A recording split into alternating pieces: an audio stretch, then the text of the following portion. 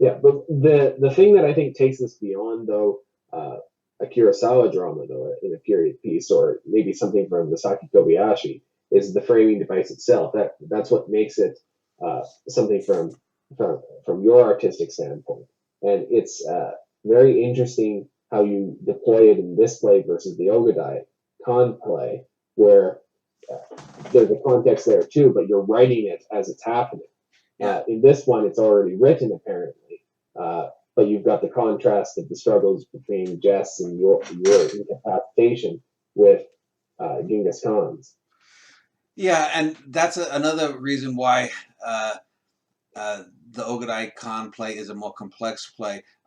You don't want to just redo it. Why was it? I mean, Ogadai Khan, it seems to be in the play, which is called, it's Ogadai Khan and the Milt of the Golden Horde.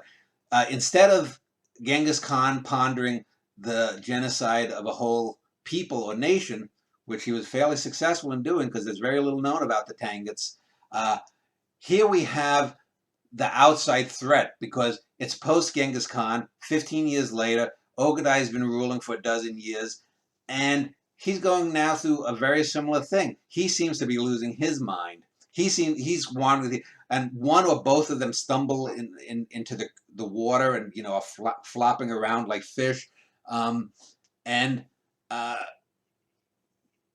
but there also is the other layer because there's two framing devices in this play. There's the Danny and Jessica thing where Danny and Jessica, Danny is writing the play, and it's a lot less intrusive. There's less Danny and Jessica, and there's just I think 3 instances where Danny is seen typing, and in one point he's just finished a section, but that's a section that apparently is much earlier in the play because Danny says he's going to move it behind that. I didn't really do that, but I wanted to have that in the play that we're seeing the authorial hand doing whatever it wants to do. But we have uh, a more interesting middle ground where we have the cruelty afterwards. After Ogadai has died, his widow, his number two wife, but the main wife, Teregina Khatun, and Khatun is the female version of Kagan. She's going to rule for 5 years before she hands it off to her son. We see I've talked about how in my plays in general I focus on the females because I didn't focus a lot on the feminine side in my novels or whatnot. But in these con plays, it's basically all men. Teregan is the first really great female character, and we get her jousting with these other her nephews and whatnot, and General Subutai for the future of the empire here. And what I did was I originally wrote uh, I wrote all of the Ogadai as alive scenes first. So they were written first. I polished them up, and that was done. Then I stepped one part out, and then I wrote all 4 of the Kurultai scenes with Tarragona and Subutai. And then after that was done, That's then the I relationship that seems to dominate this yeah, play too, is Dragon and Sugatai, yeah, much more than and then Ogre. I wrote the Danny and Jessica plays. So I framed them. I had the inner picture, then the second frame, and then the frame of the frame, and I wrote them. Well, I did 1, 2, 3 going outward, so that I wasn't influencing, so that I'd have a day or so between each of them. So and here, well, before we get into the frame of Subutai and Teregina, it's important that we find out about the crow or the woman in white because we again have the mwah mwah mwahs in the Genghis Khan play. Genghis Khan kills someone. Here we get Ogadai seems to be much more likable than he was in the first play, Yeah. but he rapes a girl. Mm-hmm. He rapes one of his concubines. I mean, and he does it casually. And this show, and this is a great contrast with Teregina because Teregina, she's sort of, what's her name, Lady Lady Macbeth. Macbeth. Yeah, she's sort of the Lady Macbeth of this play, but we don't, there's one, the only time she appears outside of her 4 framing devices, there's one scene with her and Ogadai, and she seems different. She's more pathetic. After he's died, though, she seems to be coming more to the fore, and you get the sense, even if you don't know the real historical Teregina, you get the sense that his death has freed her, and now she can be what she wants, and she knows that for example, she's not going to have a Kurultai to choose the next great Khan, the next Kagan, because Joki's son Batu Khan. We find out through both plays, for example, the real history is that Joki was the oldest son of Genghis Khan, but Chagatai, the second oldest son, had a whispering campaign saying that he was really the oldest one because Joki was not really Genghis Khan's son. And there's never been any, it's probably so diluted after 800 years you could never really prove it. But the interesting thing is this is the beginning of the end of the empire, because the most powerful of the non-great of the non-Chinese Mongolia, the four Khanates that ends up there's the Chagatai Khanate, there's the Il Khanate, there's the Golden Horde, and then there's the Great Khan's Khanate, which eventually was started by Genghis and then by Kublai Khan. But the Golden Horde, which is Joki's son Batu, becomes as powerful, if not more militarily powerful than Kublai Khan and the main Khanate. So they are seen as a threat to possibly take it over. But Taregana is skillfully maneuvering it so that she doesn't have to deal with picking a successor, because she knows that Subutai has been called back to pick the new Khan in Batu's place, because they were just going to invade Europe. Had Ogadai Khan not died, Europe would have been invaded and would have pretty easily fallen, probably within 2 or 3 years, to the Mongols. They would have gone all the way to the North Sea. He's called back, and Taregana is like, no, I don't accept that you can make the call. So Batu has to come, and that's what really happened. It took 5 years for Batu to finally come back east to pick the next great Khan, the next Kagan, and it turns out to be what's his name? Not Monkey, Guyuk Khan, and so in the first framing device we get the jockeying in these 4 scenes between Guyuk Khan, who we know doesn't like Batu Khan anyway. That's why Batu isn't coming.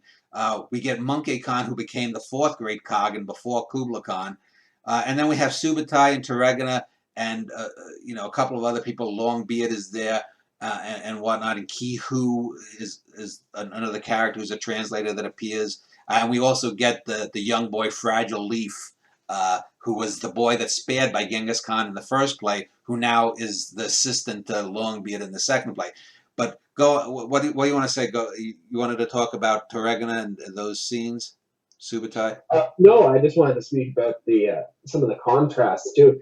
That Genghis Khan is very intelligent and masterful in how he deploys things, but like you said, he has this genocidal problem. He has his issues with leaving his inheritors. There are already holes right at the beginning, and I thought it was interesting too how he, just like with Ogadai murdering and raping a girl, you have Genghis Khan killing that man, but for different reasons, and then indoctrinating Fragile Leaf into his horde. But you have similar scenes in the Ogadai Khan play where you have him being sort of swayed by flattery and Taregana, and he seems much more susceptible to influence. Khan was great at deciding, Genghis Khan was great about deciding what parts worked and what parts didn't. And Ogadai just seems to have inherited a great empire, but with no real decision-making skills outside of, with old age, growing to be more likable and giving a lot of the decisions off to Longbeard and Sukhothai to make informed choices. Well, Ogadai, there's debate. Some people think Ogadai was just a drunk. He was a drunk, but he wasn't a good administrator. Other people say he was a capable administrator that actually brought forth reforms that made the empire better. That's a dispute for historians. Within this play, Ogadai seems to be following Genghis Khan's path. Now, he doesn't have Belgatai. Belgatai appears in this play, and the real Belgatai Khan apparently lived well over 100 years. He was born in like 1161, and apparently he attended uh, one of Kublai Khan's ceremonial events in the 1270s. So if he was born in like 1161, 4 years older than Genghis Khan, or whatever it is, I mean, he was over 100. So and it's said that he's living two lives with a young brother who died, who was killed, and whatnot. But there are some That's sort of like the mythology of Marie Laveau, where it may have just been his son that actually lived the quote unquote second life. Yeah, but no, this would have been long before. I mean, I I I think it's interesting because Longbeard is exceptionally tall. Belgatai is exceptionally old. Genghis Khan was exceptionally brilliant, strategically, militarily. Um, but there's this an interesting scene that happens in the second play that's dependent upon the first play is when uh, uh, Ogadai, I think, is out by the river or something, and he's in his sort of kingly a moment, and he comes upon two guys in rags, and they seem to. One of them says that he was a Mongol soldier, and the other one is his prisoner, and apparently they were two of the people that we don't know what year it's set in. It's in the past. It's not in the current of that year's 1241 or 12. Yeah, I think it's 1241 is the main play is set in. It's sometime during Ogadai's reign, probably a few years before. So maybe 10, 12 years after the death of Genghis Khan, these two guys who were involved in the burial of Genghis Khan and were supposedly to be killed, just as the soldiers who killed them were then killed when they come home, so no one would know where Genghis Khan's remains are. Unlike, say, Tamerlane, who's Tamerlane claimed to be he was a great killer of Central Asia. He claimed to be related to Genghis Khan, and he's famous for having said that anyone who disturbs my tomb will bring forth a conqueror 10 times as worse as me, or 3 times as worse, or twice as well, whatever it is. And the Soviet Union found Tamerlane's tomb just 3 days before Hitler invaded with Operation Barbarossa. So that's one of history's great ironies. No one's ever found Genghis Khan's tomb, though. But I thought, wouldn't it be interesting if these two guys came back and it turns out that they knew where it was? And we get this, I think, interesting little scene where Ogadai basically sends, I think it's Kihu or Fragile Leaf, to go back and get some horses and send these guys off to a farm or some one of his friends' domains out west. Eventually, we find out that they were later killed, maybe by Teregina, who knows? But these are these little scenes that could be throwaway scenes, but that give a sense of the intrigue. I mean, the whole Mongol Empire was sort of like a soap opera. I mean, you had brothers who hated each other at several levels, family power struggles, religion, this, that, and you had these women that were powerful. There were a number of women that ran some of the Khanates over the years. The most notable being Teregina, who was the great Khatun who ran the whole empire, not just one of the Khanates.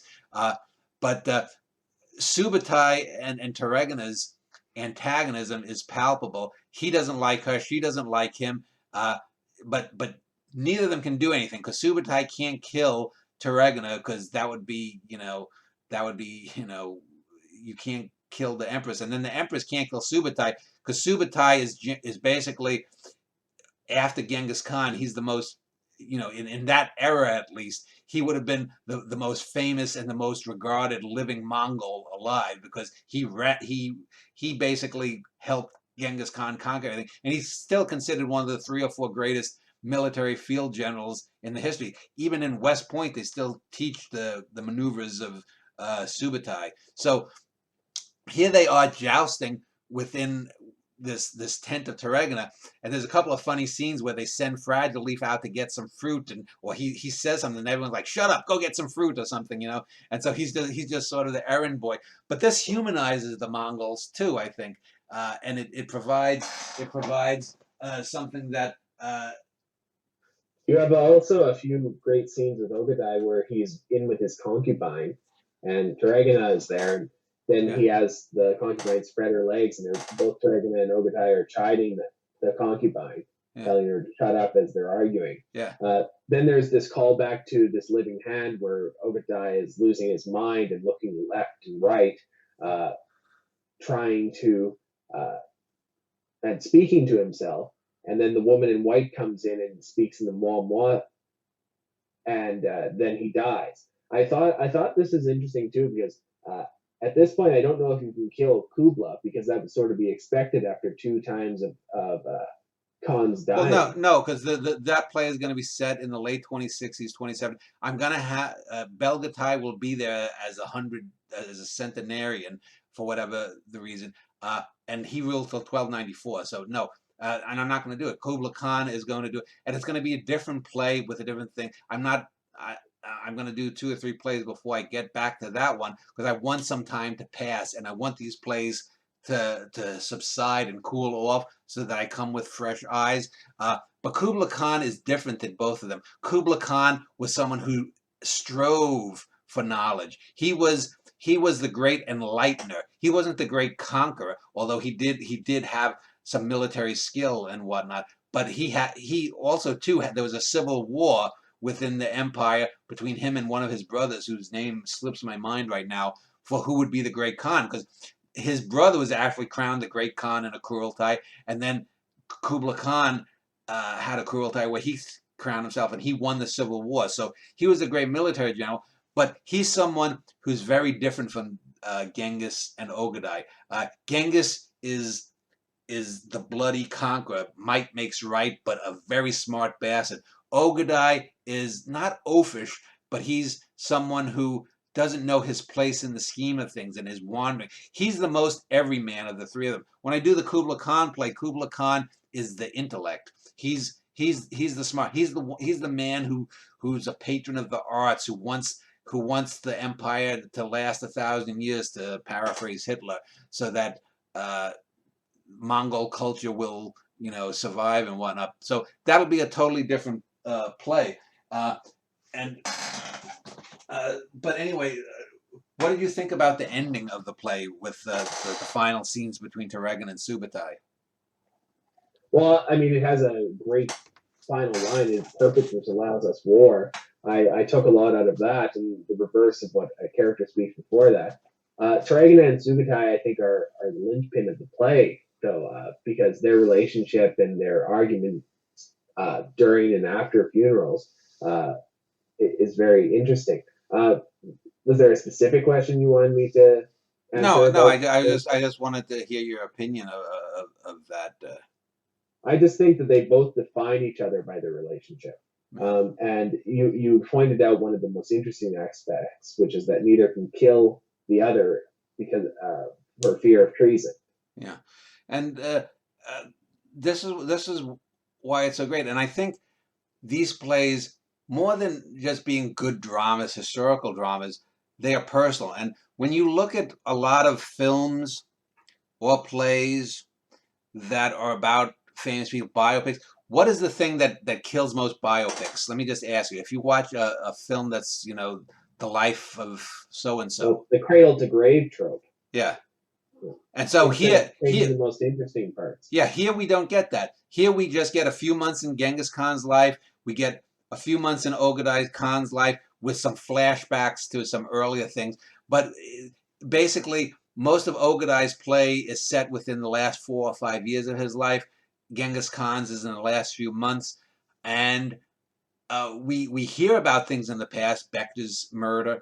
We get some hints of an outer world with Danny and Jessica stuff and comparisons out there. But we're here in the moment, and in these first 2 plays, we're at the ends of the 2 great Khans' lives. Now, for contrast, Kubla Khan is going to be in the middle of his reign. Death isn't going to be hanging over things, and so that's going to be. I think I'm going to call it what was my title, Kubla Khan and the Presta John. So I bring up in this play the specter of Presta John because we hear about the Great North, which is Siberia, and we hear about the frost giants. And one of the things that is never particularly granted to the Mongolian Empire is, even though they didn't technically conquer Siberia, they were the dominant power there. And so if you're talking about their land empire being as large or larger than the Soviet Union, it was actually quite a bit larger if you consider the large chunks of Siberia that were basically wastelands that they had control of.